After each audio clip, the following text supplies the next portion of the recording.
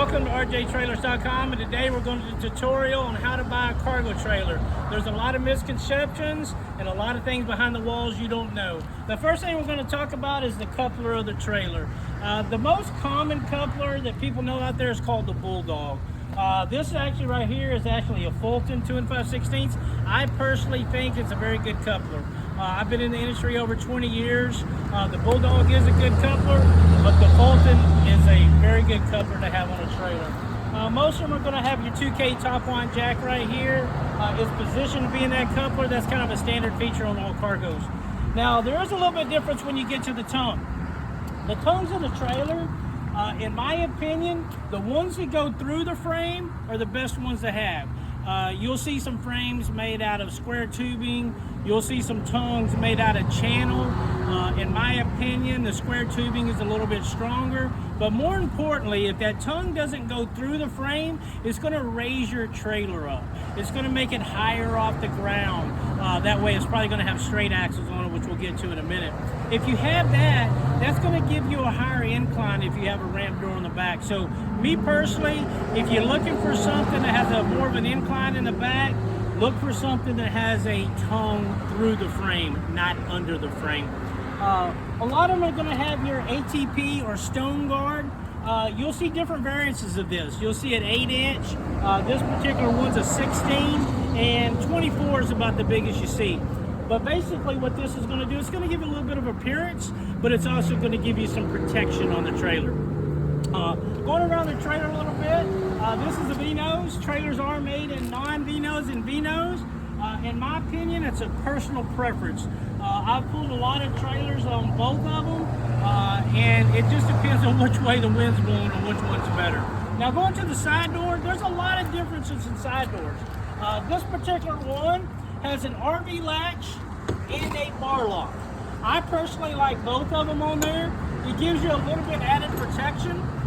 The RV latch and the bar lock. Most manufacturers either put one or the other. We like to keep both if we can. It gives you protection. This particular one has a piano hinge.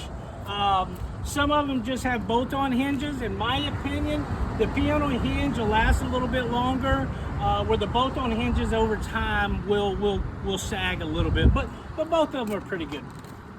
Walking into the trailer,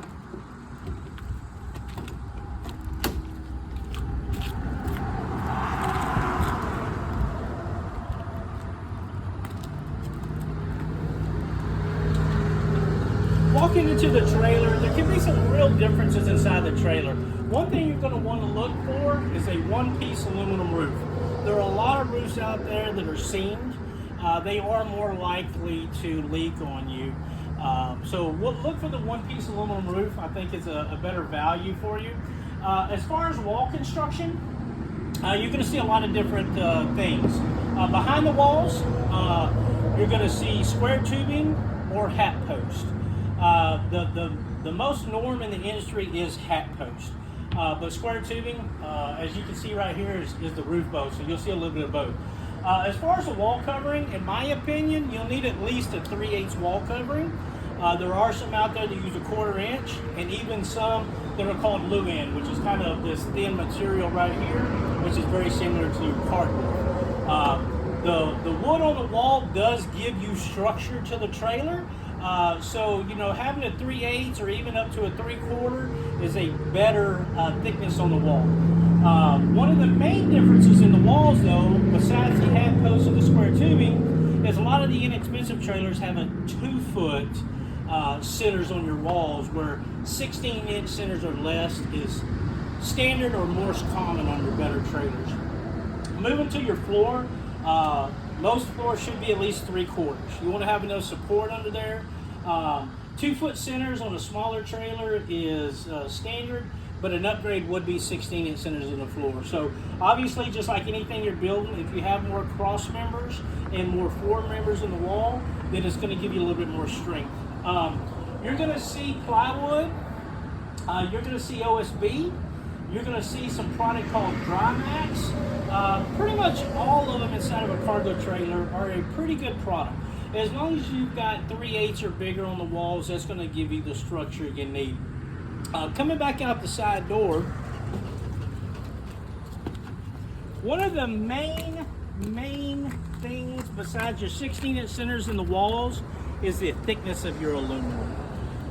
A standard aluminum in the industry is an 030. There are some manufacturers out there that use 024 or even 018. What's going to happen with your thinner aluminums is over time, the metal or aluminum will crack out around the screws. So make sure to get a better quality trailer that you're going to get something that has 030 aluminum or larger. You do have different variances of how they put them on. You have screws, you've got semi-screwless, which is what this particular trailer is, and then you've got screwless.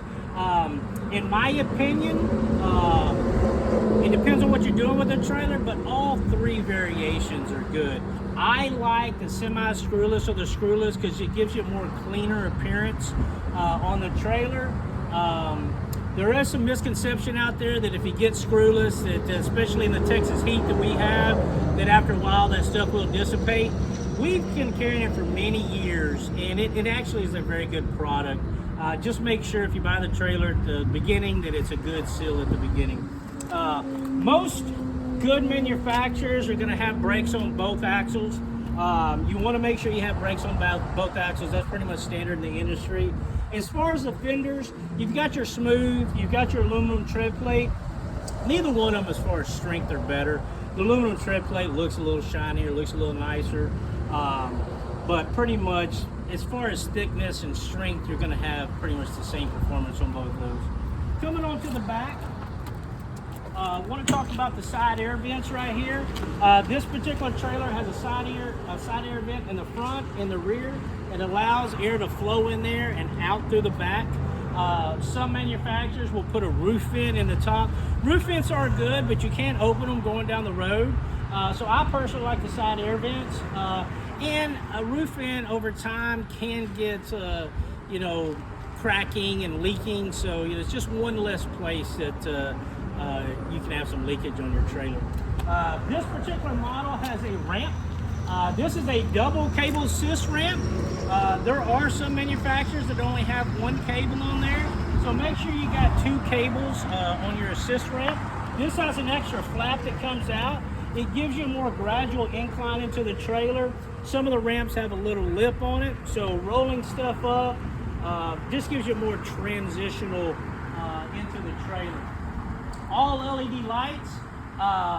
LED lights are pretty much standard in the industry. There probably are some lesser brands that don't have, but LED lights are something that you want to look for. These are the main points to look. Look at the frame. Look at the aluminum outside. Look at your flooring. Look at your walls. Make sure your ramp has double cable assist. Make sure you got brakes both axles. Make sure you got your cable assist, your LED, and you'll be buying a good trailer. If you have any questions, check us out at rjtrailers.com. This is our tutorial for buying a cargo trailer. We'll have others coming, dumps, utilities, whatever you might need, or just call me. My name's John Jr. I'm the CEO, and I'd love to help you out. Check us out, rjtrailers.com. We got your hookup.